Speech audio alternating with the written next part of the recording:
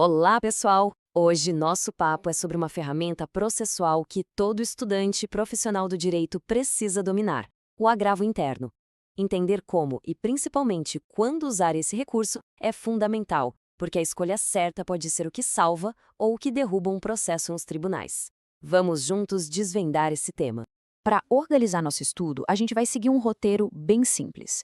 Primeiro, vamos entender o contexto onde o agravo interno nasce, as decisões monocráticas. Depois, a gente conceitua o que ele é. Em seguida, vamos mergulhar no ponto mais crítico, o uso dele nos recursos excepcionais. Falaremos sobre prazos e, no final, um resumo com os pontos-chave para não esquecer mais. Então vamos lá. Para entender a função do agravo interno, a gente precisa primeiro entender o cenário em que ele se torna necessário. A regra geral nos tribunais, como um tribunal de justiça ou os tribunais superiores, é que as decisões sejam tomadas por um grupo de julgadores, o que a gente chama de órgão colegiado. A lógica por trás disso é muito rica: garantir que diferentes visões e interpretações contribuam para uma decisão mais completa e justa. É o princípio da colegialidade em ação. Só que imagina só a confusão se toda e qualquer decisão, até a mais simples, precisasse reunir uma turma inteira para deliberar. O sistema simplesmente não andaria. Pensando nisso, para dar mais agilidade e eficiência, a lei permite que o relator do processo, que é um dos julgadores daquele grupo, atue como uma espécie de porta-voz e tome várias decisões sozinho. São as famosas decisões monocráticas. E é justamente aqui que surge o problema e a necessidade do nosso recurso de hoje. Certo. Então, se o relator decide algo sozinho e uma das partes se sente prejudicada, o que fazer? É aí que entra o agravo interno. O agravo interno, que está lá no artigo 1021 do Código de Processo Civil, é um instrumento que força o respeito àquela regra do colegiado que a gente viu. A finalidade dele é muito clara e direta. Ele pega essa decisão que foi tomada por um só julgador e a leva para ser reanalisada e julgada pelo grupo todo. É, no fundo, o direito da parte de ter sua questão apreciada pela turma, pela Câmara, pelo colegiado e não apenas por um de seus membros. E um ponto importante, hein? Esse recurso não serve só contra as decisões do relator. Ele também é o caminho certo para questionar decisões individuais do presidente ou do vice-presidente do tribunal, que tem um papel importantíssimo, principalmente na hora de decidir se outros recursos, como o especial e o extraordinário, podem ou não subir. Agora, vamos para o ponto que, honestamente, é o que mais gera confusão na prática e nas provas: o uso do agravo interno no contexto dos recursos especial e extraordinário. Pensa na seguinte cena, bem comum na advocacia. Foi feito um recurso especial para o STJ ou um extraordinário para o STF.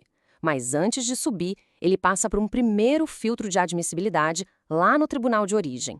E aí, a decisão vem negando seguimento, ou seja, barrando o recurso. E agora, qual o próximo passo? A escolha do recurso aqui é absolutamente decisiva. A resposta correta depende totalmente do motivo pelo qual o recurso foi barrado. A chave está aqui.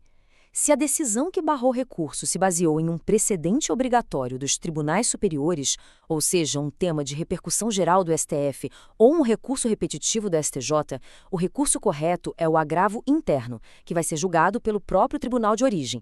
A ideia é que o colegiado local verifique se o precedente foi aplicado corretamente ao caso. Agora, se o recurso foi barrado por qualquer outro motivo de admissibilidade, como falta de pré-questionamento, intempestividade, o caminho é outro. É o agravo em recurso especial ou extraordinário.